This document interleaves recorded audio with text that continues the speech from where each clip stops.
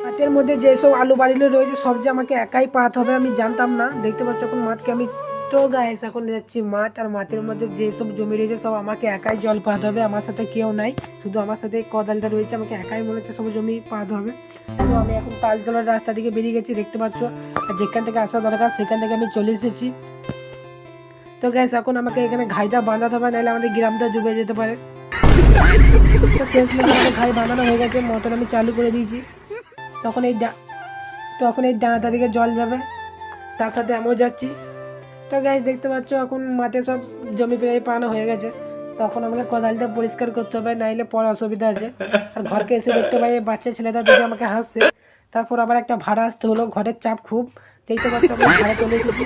ভাড়াটা এসে যা মনে হচ্ছে আজকে ঘর যেতে অনেক রাত হয়ে যাবে।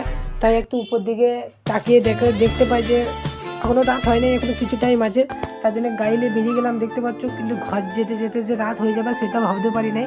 তবে ঘরকে আসার পর বুঝতে পারলাম অনেক রাত হয়ে গেছে, সেই জন্য আজকের মতো